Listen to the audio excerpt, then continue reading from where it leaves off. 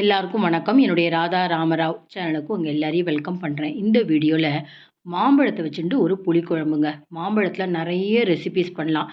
மாம்பழத்தில் ஒரு வருஷம் வரைக்கும் வச்சு சாப்பிடக்கூடிய பப்பட் செஞ்சு காமிச்சிருக்கேன், பர்ஃபி பண்ணுறதை காமிச்சிருக்கேன், அதே மாதிரி ஐஸ்கிரீம் பண்ணுறதெல்லாம் காமிச்சிருக்கேன். அதனுடைய வீடியோடைய லிங்க் எல்லாம் உங்களுக்கு டிஸ்கிரிப்ஷன் பாக்ஸில் தரேன். இப்போ இந்த மாம்பழ புளிக்குழம்பு பார்த்தீங்கன்னா செய்கிறது ரொம்ப சுலபம், டேஸ்ட் ரொம்ப நல்லாயிருக்கும். ஒரு வாரம் வரைக்கும் நீங்கள் ஸ்டோர் பண்ணி வச்சுக்கலாம். இந்த டேஸ்ட்டான மாம்பழ புளிக்குழம்பு எப்படி செய்யலாங்கிறத பார்க்குறதுக்கு முன்னாடி இது வரைக்கும் என்னோட சேனலுக்கு சப்ஸ்கிரைப் பண்ணாத வீவர்ஸ் உடனே சப்ஸ்கிரைப் பண்ணி பக்கத்தில் இருக்க பெல் பட்டனும் ப்ரெஸ் பண்ணிங்கன்னா நான் போடுற புது புது வீடியோ உங்களுக்கு நோட்டிஃபிகேஷனாக கிடைக்கும். நீங்களும் தொடர்ந்து என்னோடய வீடியோவை பார்த்துட்டு எப்போதுமே எனக்கு சப்போர்ட் பண்ணிகிட்டே இருங்க. மாம்பழத்தை வச்சுட்டு காரக்குழம்பு, அதாவது வத்த குழம்புன்னு நம்ம சொல்லக்கூடாது. வத்தல் அப்படின்னா ஏதாவது நம்ம காஞ்ச சுண்ட வத்தல், மணத்தக்காளி வத்தல் போட்டு புளி சேர்த்து நம்ம செய்யக்கூடியதை வத்த குழம்புன்னு சொல்லலாம். இதை காரக்குழம்பு, புளிக்குழம்புன்னு சொல்லலாம். இன்றைக்கி நான் செந்தூரம் வகை மாம்பழம் எடுத்துகிட்டு இருக்கேன். இதை நறுக்கிக்கலாம். இது பார்த்திங்கன்னா உள்ளுக்குள்ளே நல்ல ஸ்வீட் இருக்கும், கலர் நல்லாயிருக்கும். முக்கியமாக தோல் நல்லா மெல்லிஸாக இருக்கும். மாம்பழத்தில் நிறைய வெரைட்டிஸ் உண்டுங்க.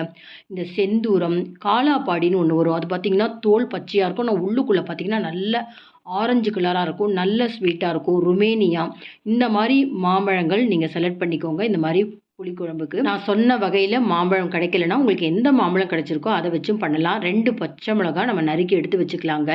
இப்போ ஒரு வாணலி எடுத்துக்கலாம்.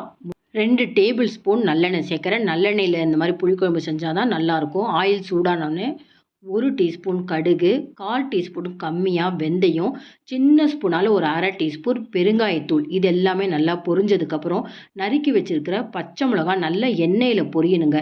இது கூடவே ஒரு ஆறுக்கு கருவேப்பிலையும் சேர்த்துடலாம். புளி அளவு பார்த்திங்கன்னா ஒரு பெரிய நெல்லிக்காய் அளவு புளியை நல்லா ஊற வச்சு நீர்க்க கரைச்சி 1 கப்பு எடுத்து வச்சுருக்கேன். இது பார்த்திங்கன்னா ஒரு 200 எம்எல் புளி கரைசல் வச்சுக்கோங்க. ஆனால் கொஞ்சமாக தான் புளி கரைசல் எடுத்துக்கணும். மாம்பழத்தில் ஒரு புளிப்பு இனிப்பு எல்லாமே இருக்கும். கொஞ்சமாக மஞ்சள் பொடியும் 1 டீஸ்பூன் கல்லுப்பு சேர்த்து நல்லா ஒரு 5 நிமிஷம் புளிக்கரைசல் பச்சை வாசனை போகிற அளவுக்கு கொதிக்கணும். இந்த ஸ்டேஜில் தண்ணி போடலை அப்படின்னா இன்னும் கொஞ்சம் தாராளமாக தண்ணி சேர்த்துக்கலாம். ஏன்னா இது கொதித்ததுக்கப்புறம் இந்த புளிக்கரைசலுக்குள்ளேயே நம்ம சாம்பார் பொடி, மல்லிப்பொடி, மிளகாத்தூள்லாம் சேர்க்குறப்போ இன்னும் கொஞ்சம் திக்காகிடும். ஒரு 5 நிமிஷம் நல்லா புளிக்கரைசல் கொதிச்சுன்னு இருக்கு. இந்த ஸ்டேஜில் வறுத்து அரைச்ச சாம்பார் பொடி, இது எப்படி அரைக்கலாம் அப்படின்னு ஆல்ரெடி வீடியோ போட்டிருக்கேன், லிங்க் உங்களுக்கு தரேன். நல்லா எண்ணெய் விட்டு நல்லா வறுத்தா 6 மாதம் வரைக்கும் கெடாமல் இருக்கும். மல்லித்தூள் 1 teaspoon, Kashmiri chilli powder 1 teaspoon எடுத்துக்கிறேன். கலர் இருக்குங்க, ஆனால் காரம் இருக்காது. பார்க்க ரொம்ப நல்லாயிருக்கும். பாருங்கள், நல்லா கலந்து விட்டதுக்கப்புறம் அந்த கொதிக்க கொதிக்க எவ்வளோ நல்லாயிருக்கு பார்த்தீங்களா கலரு. நல்லா அந்த சாம்பார் பொடியில் பருப்புக்கள்லாம் சேர்த்ததுனால அரிசி மாவுலாம் கரைச்சிவே விட வேண்டாம். அந்த பருப்புகளே நல்ல திக்னஸ் கொடுத்துரும். இது ஒரு 2லேருந்து 3 நிமிஷம் கொதிக்கட்டுங்க. பாருங்கள், ஒரு 2 நிமிஷமாக கொதிச்சுன்னு இருக்கு. எப்போதுமே சாம்பார் பொடி நல்லா கொஞ்சமாக எண்ணெய் விட்டு வறுத்து அரைச்சோம்னா நல்ல மணமாக இருக்கும். பச்சை வாசனை இருக்காது. சாம்பார் ரொம்ப நேரம் நம்ம வச்சுருந்தாலும் கெட்டு போகாமல் இருக்கும். நல்ல ஒரு திக்னஸ் ஆகிடுது பார்த்தீங்களா. இப்போவும் நம்ம ஒரு 50 எம்எல்லேருந்து 100 எம்எல் வரைக்கும் தண்ணி சேர்த்துக்கலாங்க. ஏன்னா அந்த சாம்பார் பொடி போட்டோன்னே நல்லா திக்னஸ் ஆகிடுது. இப்போ பாருங்கள், திரும்பவும் தண்ணி விட்டதுக்கப்புறம் கொதிச்சுன்னு இருக்கு. இப்போ நறுக்கி வச்சுருக்கிற மாம்பழத்தை சேர்த்துட்டு உடனே கரண்டி போட்டு கிளறாமல் சிம் ஃப்ளேமில் வச்சு நிதானமாக அது மெதுவாக வேகணுங்க. இப்போ நான் சேர்த்துருக்கக்கூடிய இந்த செந்தூரம் பார்த்தீங்கன்னா தோல் கசப்பே இருக்காதுங்க. அப்படியே அந்த வத்த குழம்போட அந்த உப்பு காரம்லாம் அந்த தோலில் சேர்ந்துட்டு ரொம்ப ரொம்ப டேஸ்ட்டாக இருக்கும்.